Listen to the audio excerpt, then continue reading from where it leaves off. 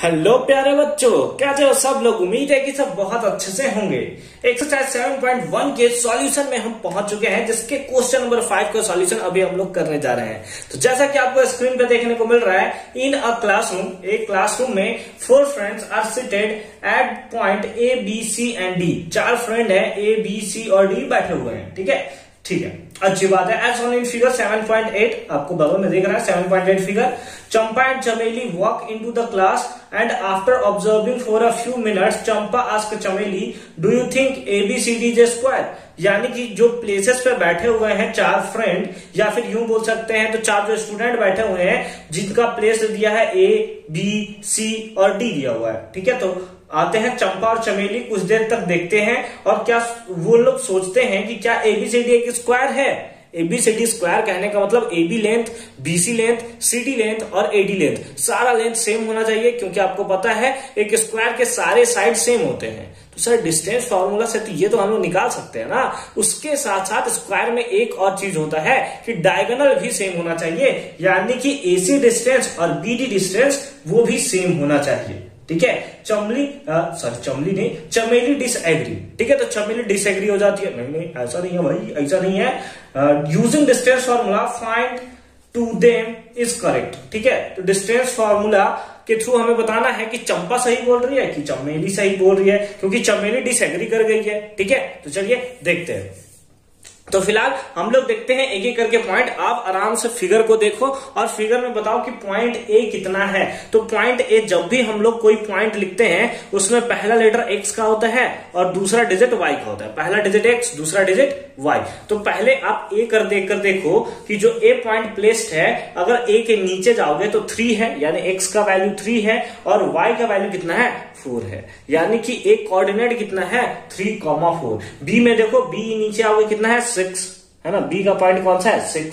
और अगर y में आओ तो y में कितना है, 7, यानी b का कोऑर्डिनेट कितना होगा, 6,7। c में आओ, c में कौन सा है, c जो है किसके नीचे है, 9 के। ठीक है, तो 9 कॉमा, इधर जाओ कितना है, दैट इज 4। अच्छी बात है। d में भी सेम केस, x में कितना है, x में नीचे देखोगे d में तो 6 है और y इधर 1 है। 6,1। आपको पता है ना भाई, x इस वाले एक्सेस को बोलते हैं और y जो है इस वाले एक्सेस को बोलते हैं। ठीक है, समझ में आ रही है बात, बहुत अच्छी बात है।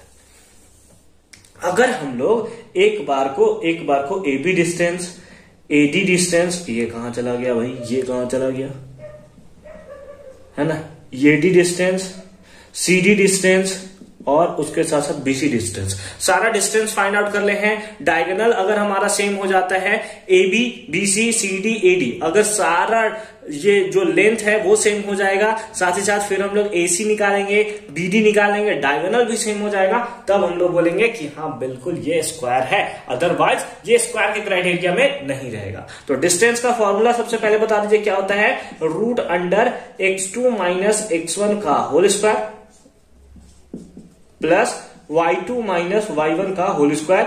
इससे पहले वाले क्वेश्चन में कितने बार इसको फॉर्मूला के बारे में हमने जिक्र कर रखा है। तो सबसे पहले क्या फाइंड आउट कर लिया जाए, AB डिस्टेंस फाइंड आउट कर लिया जाए। AB क्या होगा, AB के लिए किसी को x1 y1 और किसी को x2 y2 फाइंड करना होगा सर। तो इसके लिए हम लोग कर लेते हैं कि ये हमारा है x1 y1 और ये हो गया हमारे पास x2 y2। आप चाहो तो अपोजिट ले सकते हो, इसको x2 y2 और इसको x1 y1, कोई दिक्कत नहीं है, उससे भी आंसर आ जाएगा। ठीक है, आ जाओ। x2 minus x1 distance formula क्या है, root under x2 minus x1 यानी 6 माइनस 3 होल स्क्वायर है। फॉर्मूला में हमने होल स्क्वायर लगा लिया, बीच में प्लस है, प्लस लिख लिया। y2 माइनस y1 यानी कि 7 माइनस 4 का होल स्क्वायर, तो कितना हो जाएगा, दैट इज 6 माइनस 3 कितना हो जाएगा, 3 का square that is 9 plus 7 minus 4 3 का स्क्वायर दैट इज 9 और 9 कितना होता है, रूट अंडर 18। अगर आप चाहो तो रूट अंडर 18 लिख दो, अगर रूट से बाहर निकालना चाहते हो तो 3√2 लिख दो। ठीक है, लेकिन रूट 18 रहने दो, क्योंकि हमें डिस्टेंस देखना है। अगर सारा रूट 18 आता है तब जाकर हम लोग बोलेंगे ये क्या है, स्क्वायर है, अदरवाइज नहीं है। ठीक है, AB डिस्टेंस फाइंड आउट कर लिया। अब कौन सा फाइंड आउट किया जाए, BC फाइंड आउट किया जाए। BC equals to root under again x2 minus x1। ठीक है, x2 माइनस x1 का whole square plus y2 minus y1 का होल स्क्वायर। इसको अगर x2 y2 ले रहे हो तो इसको आप x1 y1 ले लो। क्या ले लो, इसको x1 y1। ठीक है, पहला वैल्यू x का, दूसरा वैल्यू y का, ठीक है। अब क्या होता है हमारे पास फॉर्मूला x2 माइनस x1 यही होता है ना, यानी 6 माइनस 9 का whole square plus y2 minus y1 मतलब 7 माइनस 4 का होल स्क्वायर। फिर से अगेन वही करेंगे, 6 माइनस 9 माइनस 3 का square that is 9 plus 7 minus 4 3 का स्क्वायर दैट इज 9। अगेन कितना आया, रूट अंडर 18। 2 तो सर आ गया सर, इक्वल सर। हम लोग क्या इसको स्क्वायर बोल सकते हैं भाई, अभी पूरा निकालना है तुमको। अब आ जाओ सीडी में, ठीक है। सीडी पे क्या होगा, अगेन इसको x1 y1 लिया है तो इसको x2 y2 ले लो, कोई दिक्कत नहीं है। जिसे मन चाहो उसे ले सकते हो। इसको मिटा देते हैं ताकि आप कंफ्यूज ना हो जाओ, ठीक है। चलो x1 y1 ये क्या हो गया, x2 y2, ठीक है, अच्छी बात है।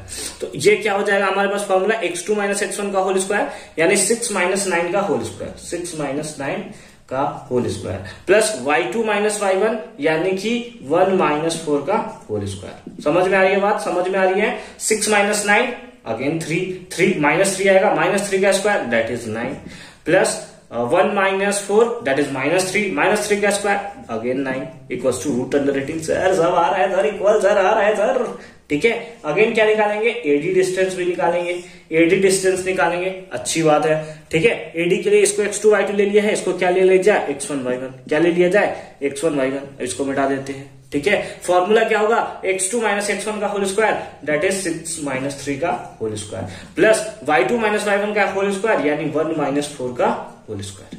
क्या हो जाएगा, दैट इज 6 माइनस 3 कितना होगा, 3 का square that is 9 plus 1 minus 4 minus 3 का स्क्वायर दैट इज 9। तो कितना आया, रूट अंडर 18। सारा का सारा वैल्यू रूट 18 आ गया। क्या ये स्क्वायर हो गया, अभी नहीं बोल सकते, अभी हमें डायगोनल निकालना होगा। डायगोनल कौन सा, AC और BD यानी AC डिस्टेंस और BC distance. No AC equals to again वही फॉर्मूला AC, ठीक है। इसको मिटा दिया जाए, ये x1 y1 है तो ये क्या होगा, दैट इज x2 y2, ठीक है, x2 y2। अच्छी बात है।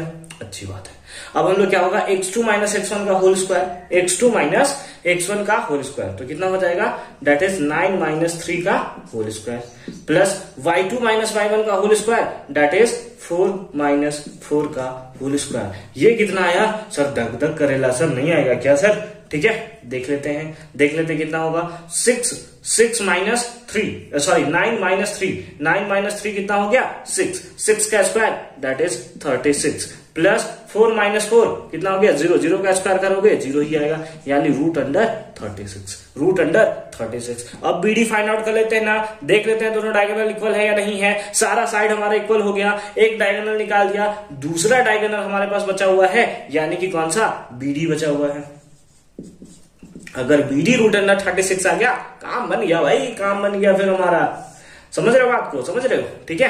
अब हम लोग BD के लिए इसको मिटा देते हैं ताकि कंफ्यूज ना हो जाए हम लोग, ठीक है। किसी को x1 y1 ले लो, लेट अस सपोज इसको हम लोग लेते हैं x1 y1 तो ये क्या हो जाएगा, x2 y2। समझ में आ रही है बात, समझ में आ रही है, बहुत अच्छी बात है। फॉर्मूला क्या होता है, x2 माइनस x1 यानी 6 माइनस 6 का whole square plus y2 minus y1 यानी 7 माइनस 1 का whole square root under 6 minus 6 0 का स्क्वायर कुछ करो भैया 0 ही होगा प्लस 7 माइनस 1 6 का स्क्वायर दैट इज 36 और कितना वैल्यू आया, 36 आया। यानी सारा साइड इक्वल, दोनों डायगोनल इक्वल। हम लोग बोल सकते हैं कि हाँ बिल्कुल ये हमारा जो है वो एक स्क्वायर है। तो लिखेंगे लास्ट में hence AB equals to BC equals to CD equals to AD and diagonal कौन सा, AC equals to BD। AC equals to BD, therefore it is a circle, sorry it is a square। तो बिल्कुल चंपा सही बोल रही थी, चमेली जो डिसएग्री कर गई उसको डिसएग्री नहीं करना चाहिए था। अगर वो डिसएग्री नहीं करती वो भी सही होती। ठीक है, तो आई होप कि ये क्वेश्चन आपको अच्छे से समझ में आया होगा।